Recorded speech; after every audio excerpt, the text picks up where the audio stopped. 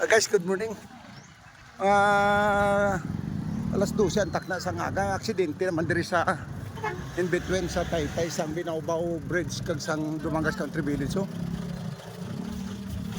responderan ta ni guys. O pagka di ka daan kay sino niyo ko? Guys, dagit. Dari sa guys, so kadamo sang ko na tunga gid dari sa tubang isang Dumangas Country Village. Sir, kaya kumusta ang kanya? Kumusta? Ato na kami dala nila kap. So ito na kanari mo yung Bureau of Fire. O abante abante. Sari naman ang aton nga Dumangas Police Station. Sige sige. So muni guys ang sitwasyon diyo.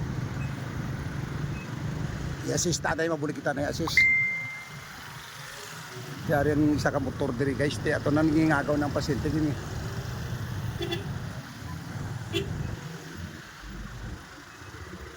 Kaya itong isa kasalakyan mag-U-turn siguro.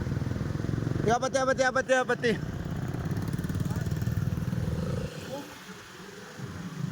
Hindi ko ano talaga ani naman ang aton nga Dumangas PNP.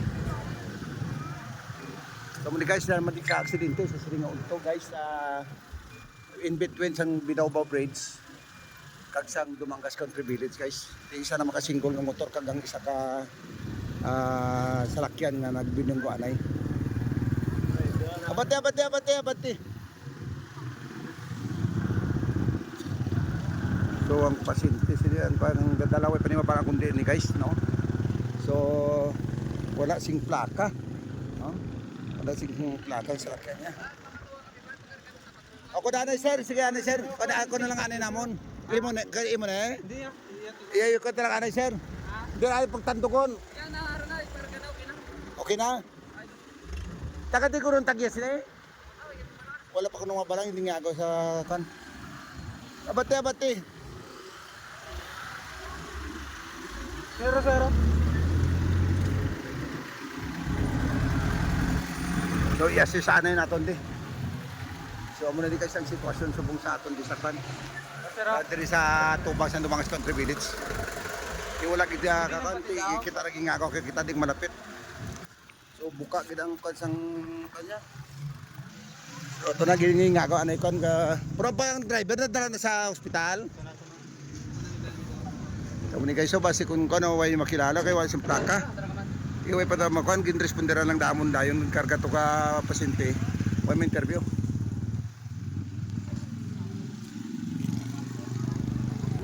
So halin gali ni kay Nonoy Ferdinand gali alin kuno sa Banwa. Yung pakadto diri sa Sulangan nagliko lang gulpi.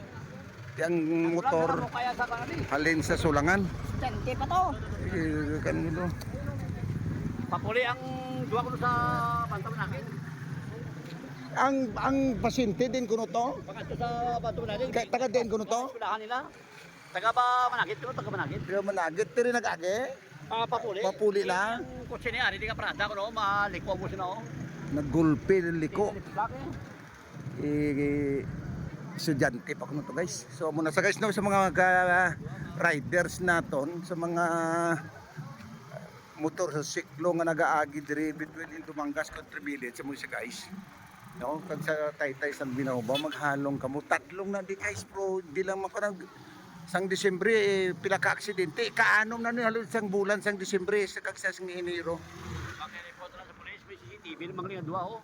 O di ano na daw sa kung sino maimbestigaran kung sinong may sala kami mga CCTV ba natin. So araw mo yung mga pati hindi nato mapanpa kaya ang pangalan way pagtaidiya. Tahalin ko no sa eskwelahan ni estudyante pauli na kag may angkas pa sila guys. No, so kabay pa nga hindi lang pan. Kaya ito naman ginpakatwa naman to sa Dumangas Ramon Durim District Hospital. Wala gid kan tanaw nato kung anong sa isang pasyente. So mo ni guys no, bago lang kita tayari naging usisa taman. Nakita gali diri guys no, kay may CCTV nakita layo pagali. Alin sa Banwa ini ang Innova. So nagdulog, diri nagdulog di siyang area. Stop kita sa CCTV nag-stop ni ang inuba, nag-signal light kay maliso diri kay may baklon diri sa Barigyaan. So dito pa lang nga daan gali, dito pa lang nga daan na sa unhan nakita na yaan kis magliso ang inuban, nakita na to ya ang single nga motor nga may angkas nga bata nga nag-slide na to sila. So pagdulog diri sang kwan diri nga area, nakita na lang iya nga nagasagudsod ang motor nila nga single nga nagsuhot sa inuba nga ini nga itom nga nagtabok diri nga maliso. So dito pa lang nga area kita yun na guys, kita yun na ang may laban sang tarpaulin nga dira pa lang ya diri ya nagdulog ang inuba nga magtabok diri nga maliso dito pa lang nga daan sa e-bike kina dira pa lang yan nag-slide na, nakita sa CCTV nag-slide na sila. So anong natabo, so amo na sa guys wala ton lang kay wala pa magita balita, putikin dala naman to sa Ramon Turim District Hospital sa Regina investigaran naman sa aton PNP kag sa aton nga ang tagyasang inuba ari naman. So ginatanaw naman pero ginpligid ang CCTV diri sa front.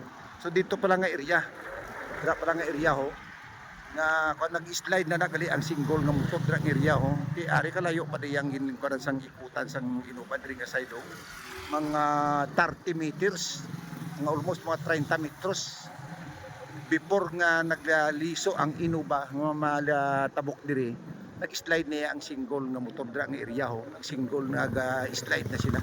So kabay pa nga ara na sa maayo nga kaimtangan. So sa mga naton motorista naton yung mga single da mga e-bike maghalong man diri kay may cruising diri sa Dumangas Country Village kaga permi lang din diri babad ami nagasulod mi nagatabok diri sa Dumangas Country Village may magwa mi mga halong-halong man subong man sa mga e-bike driver naton, sa mga single especially sa mga kabataan nga nagadala subong sa mga single nga motor nga wifi sa mga restro, wala naga-helmet kag wala sang mga lisensya maghalong gid, maghinay-hinay lang sa diri nga area maghalong gid.